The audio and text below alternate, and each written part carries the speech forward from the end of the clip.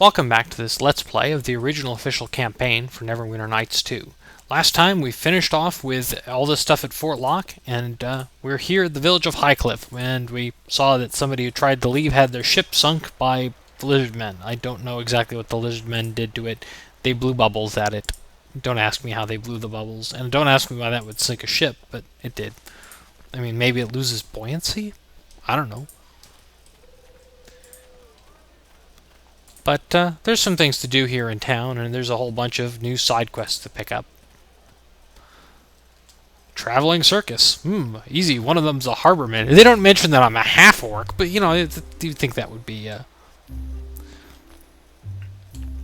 And more or less they're accusing us of being some sort of a joke, because it's an elf, a dwarf, a tiefling, and a harborman. Well, a half-orc would be funnier, but, you know, anyways. And you can try and pick a fight with them, and gain influence with Kelgar and lose influence with Eleni, and Nishka kind of babbles on a bit.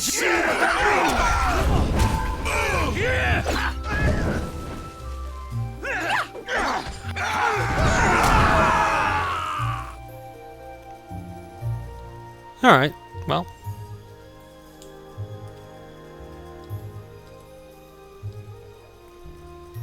Not much. Some influence with Kelgar.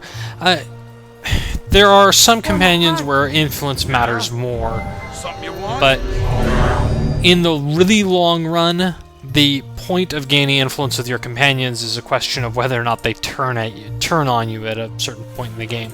In some cases, the companions have sort of special quests that you can do only if you've completed. Essentially, you have enough influence with that companion. Idario here is a merchant, and I'm going to have to sell off some stuff, but I'll do that in a second. I want to deal with this house here first. Oh, failed. Oh well.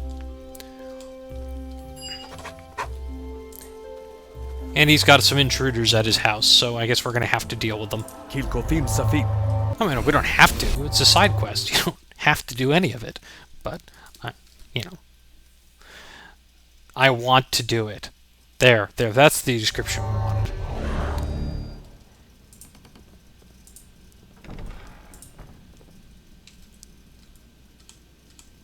The land is against you. And there's just a bunch of pirates in here. And I just, for variety, am going to cast Snake Swiftness, just to see what it does. I mean, it'll haste somebody for one turn. Now, haste is great, but, well, let's just say that one turn of haste is not worth casting a spell for. I mean, I suppose there are situations where it would be worthwhile, but maybe not.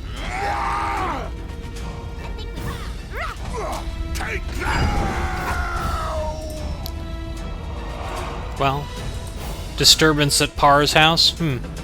That's pretty low for Par, I guess. Everybody, follow me! Replacing our divots after going through. Yeah, I don't know, you know. Golf references in a Neverwinter Nights game. Yeah, maybe a little out of place, but... Especially when you can't have eagles. Or even birdies. Actually, I think there are some birdies in this game. I'll have to look outside, actually, and see if there are... see if any of them show up. Something you want? But that ring there is this Ring of Resistance +1, which just gives bonus to saves. I'll clean up the rest of this stuff, and I'll meet you at that merchant I mentioned earlier. Alright. Now, Idari, I did some just basic shopping and just sold off a lot of the extra junk I was carrying around. Remember Idario, we're going to have to come back to him at some point.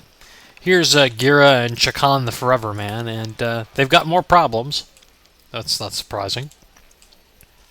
And apparently one of their kids has run off. Well, both of them, apparently. And Nishka complains as sort of why we're doing this, blah, blah, blah, blah. And you lose influence with Nishka, but gain influence with Eleni. Great, you know. There's another merchant here, Branson. He doesn't really have anything I particularly care about, but, you know, there's a couple items there. Like, there are hats that give +2 to concentration instead of just +1. I guess that's something. Not really that important.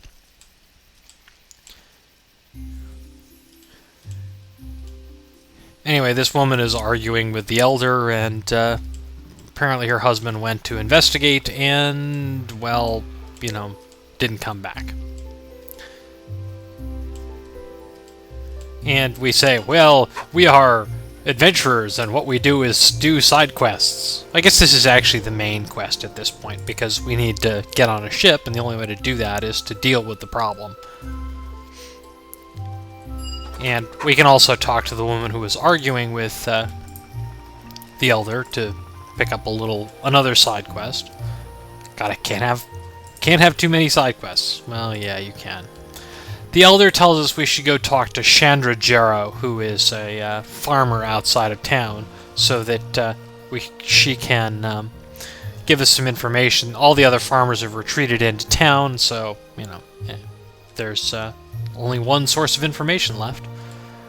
Moza here apparently lent some money to some people. Well, he did some work for some people, and they didn't pay him in full. They only paid him partially in advance.